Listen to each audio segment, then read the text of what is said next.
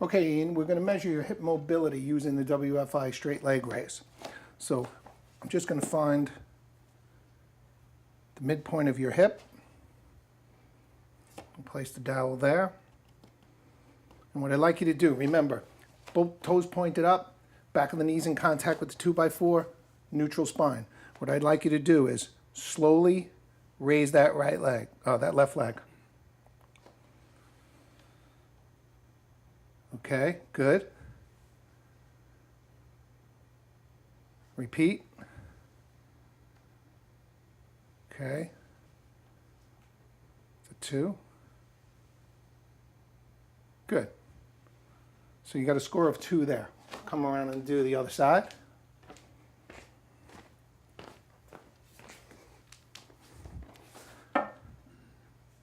Find that midpoint.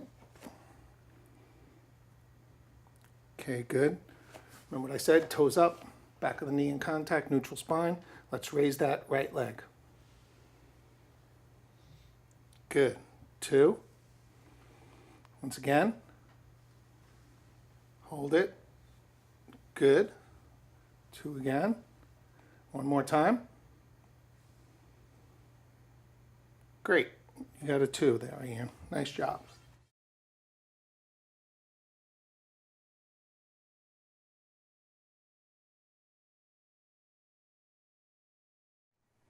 Today we're going to measure Ian's hip mobility using the WFI straight leg raise. So Ian, why don't you lay back for me? So basically what's involved with this is just Ian raising that right leg, okay? There's a few things Ian has to remember in order to perform this properly. He has to remember to make sure both feet, the toes are pointed towards the ceiling. You want the opposite leg in contact with the ground. So what I've done here is I've placed a 2x4 under the back of Ian's knees so that he can make sure he maintains contact with that opposite leg on that 2x4. The other thing he wants to remember is make sure he keeps a neutral spine, again, in contact with the ground. I'm going to be using a goniometer to take this measurement. The goniometer is going to be placed at the greater trochanter. The greater trochanter is located at the bony part of the hip, just at the top of the femur. So what I'm going to do is take the goniometer, find that greater trochanter, place the goniometer on the greater trochanter, making sure that the bottom of the rule, the fixed part of the rule, is parallel to the ground. What I'm going to ask Ian to do, remembering to keep the toes pointed towards the ceiling, opposite knee, the back of the opposite knee in contact with the 2x4, and the spine neutral. He's going to slowly raise that thigh as I move the goniometer in relation to the center of his thigh. And Ian has a score of 75 degrees. An alternative to using the goniometer is using a dowel. What we're going to do is, using 3 reference points on Ian's body, we will be able to give Ian a score of 1 to 4 on hip mobility. So the first location would be right at the knee.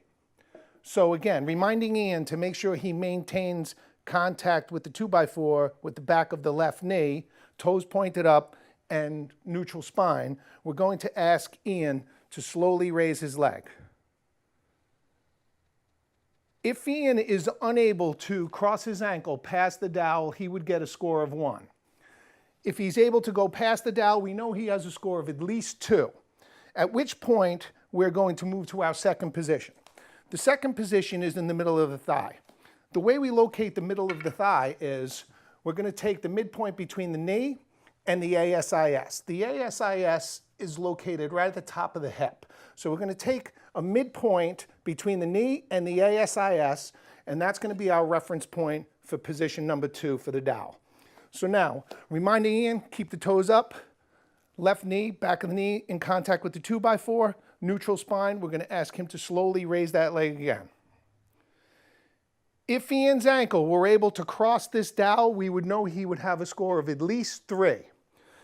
So at which point we would go to the third location, located ASIS, and ask Ian to raise the leg again. Now, if Ian's ankle were able to cross the thigh, he would get a score of 4.